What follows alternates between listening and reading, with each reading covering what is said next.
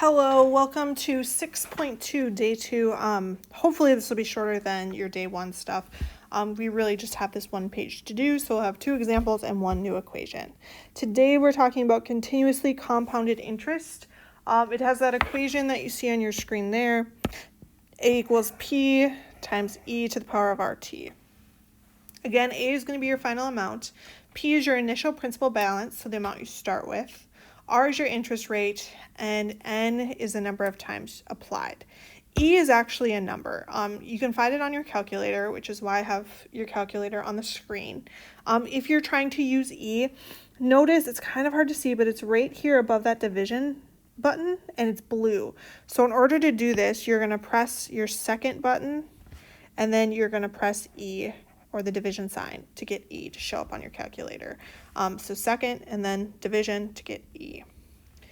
Without further ado, let's look at our examples. So Valera invests $12,600 in an account that earns 3.2% annual interest compounded continuously. Now, anytime I see those words, compounded continuously, I know that I'm going to use this equation here. So for all your problems today, you should use that equation. It says, what is the value of the account after 12 years, round to the nearest dollar? So again, we're going to find our P value. P is the amount we start with. It says Valera invests $12,600. So it's going to be $12,600.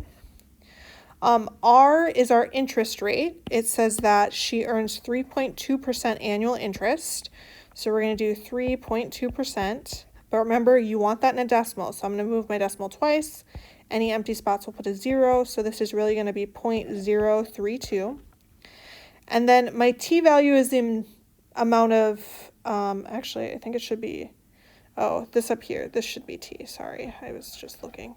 My T value is the number of times applied. So this is applied for 12 years, so T is going to be 12.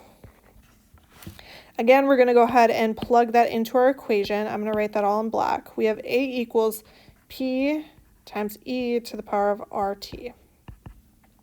So my P value is 12,600.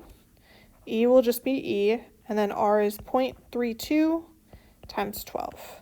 Again, you can type this into your calculator just like it is. So I'm going to do 12,600 times second, my division sign to get E, and then to the power of 32 times 12. Ooh. Did I do something wrong? Pause. Okay, sorry, I had to pause for a minute because my calculator malfunctioned, but really I wrote it wrong. Remember, this is 0.032. So when you type it in, make sure you do a 0. I just typed in 32. So 0.032 times 12. That gives me 18,498.6. They want it to the nearest dollar, so I'm going to stop there. 6 tells me I round up, so really my answer is going to be 18,499, and that will be my final answer. All right, let's look at a second example. So this one, it says you invest $125,000 in an account that earns 4.7% annual interest compounded continuously. Again, we have those magic words, compounded continuously, which tell me that I'm going to use my A equals P times E to the power of RT equation.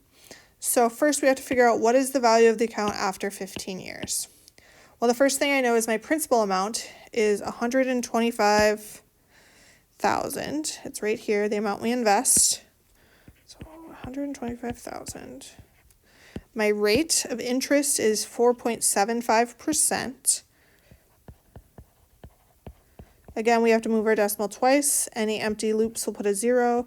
So it's going to be 0.0475 as my rate.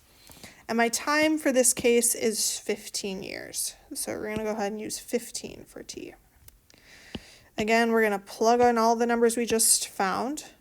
So we're going to do 125,000, excuse me, times E to the power of R, so 0.0475 times T, which is 15. Again, at that point, you can just type it into your calculator as E, so 125,000.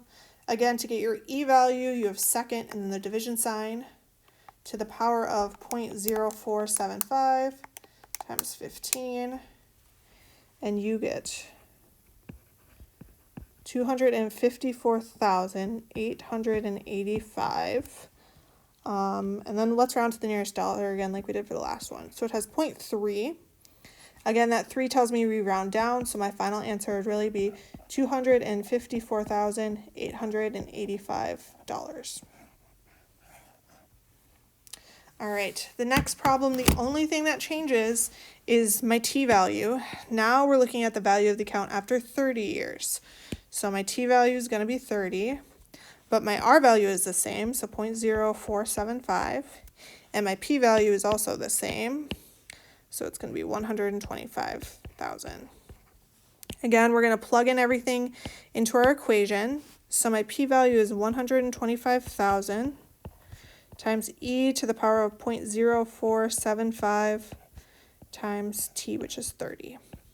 Again, we can just type that into our equation as is. So 125,000 times E, which again, to get, you press second and then the division sign, to the power of 0.0475 times 30, which gives me 519,732. We'll do 0.2.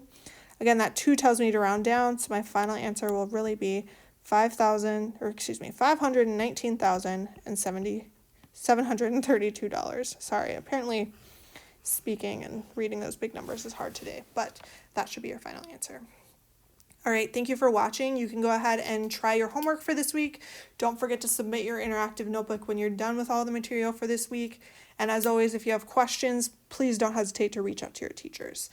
We appreciate all your hard work, and again, thanks for watching.